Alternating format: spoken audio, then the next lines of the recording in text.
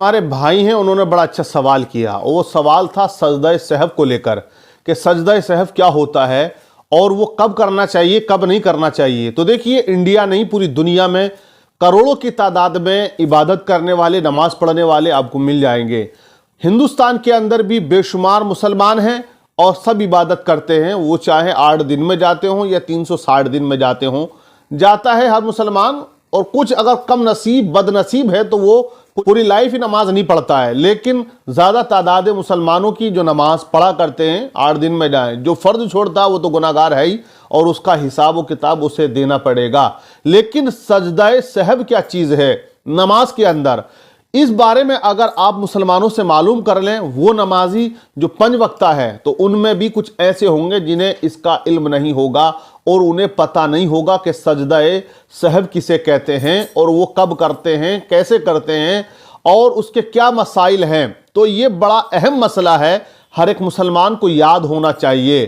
तो देखिए, सजदा सहव क्या है, उसका मसला क्या है। तो सजदा सहव वो है जो कमी नमाज में हमसे भूले से हो जाती है वाजिब के तर्क होने पर, तो उसको पूरा करने के लिए ये 2 सजदे किए जाते हैं। जैसे कि आपका पहला कायदा छूट गया, 4 रकात नमाज आप पढ़ रहे थे, अब 2 रकात के बाद आपको बैठना भी था और अत्तहियात को भी पढ़ना था, लेकिन आप भूल गए और आप सीधे खड़े हो गए। जब खड़े हुए क़याम में और आपने क़िरात अपनी शुरू कर दी तो तब याद आया कि हमारा कायदा छूट चुका है, जहां हमको 2 रकात पर बैठना था। लेकिन अब क्या करना है, तो अब उस कमी को पूरा करने के लिए जो भूले से आपसे हुई है, आखिर में जब हम कायदा करेंगे 4 रकात पढ़ने के बाद अत्तहियात पढ़ते हैं, तो अत्तहियात पढ़ने के बाद हमको दाहिनी जानिब सलाम फेरना है। एक जानिब सलाम फेर कर फिर हम 2 सजदे करेंगे। तो 2 सजदे जब हम करेंगे तो ये सजदा सहव कहलाते हैं।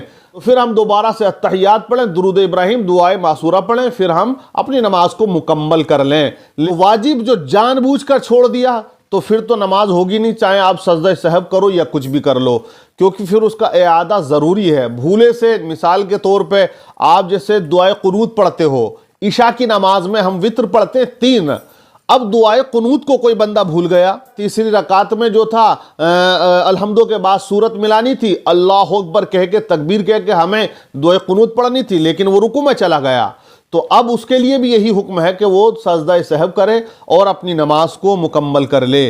तो इनका जानना बड़ा ज़रूरी होता है। अब जैसे हम 2 रकात के बाद बैठे हुए थे, अत्तहियात कायदा किए हुए थे, पहला कायदा, और अत्तहियात पढ़ रहे, लेकिन अत्तहियात पढ़ ली और हम भूल गए कि हमें उठना है, क़याम में वापस पलटना है, हमारा दिलो दिमाग दुकान मकान में लग गया, इधर हमने दुरूद इब्राहिम भी पढ़ ली, अल्लाहुम्मा सल्ली अला मुहम्मद, यहाँ तक पहुँचे या इसके आगे भी पहुँच जाते हैं बहुत से, और फिर याद आता अरे अभी तो हमारा पहला कायदा, फिर हम खड़े होते हैं क़याम के लिए। तो अब आखिर में आपको सजदा सहव करना पड़ेगा, ये आपके लिए लाजमी और ज़रूरी होगा।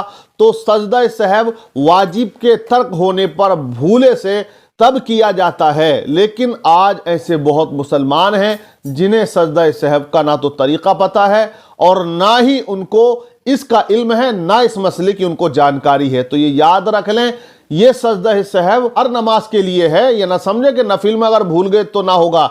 नफिल नमाज अगर पढ़ रहे हैं या सुन्नतें आप पढ़ रहे हैं, फ़राइज़ हैं या वाजिबात पढ़ रहे हैं, तब भी आपके अगर भूले से कोई वाजिब तर्क हो जाता है तो आपको सजदा सहव करना पड़ेगा, तब आपकी नमाज मुकम्मल होगी, वरना आपकी नमाज नहीं होगी। आपको दोबारा से नमाज पढ़नी पड़ेगी। और अगर कोई ला इल्मी की वजह से, भूले से या लापरवाही में नमाज को छोड़ देता है तो वो फिर गुनाहगार है, वो नमाज उसके ज़िम्मे बाकी रहेगी। अल्लाह तबारक व तआला मुसलमानों को इल्म दीन सीखने की तौफीक अता फरमाए।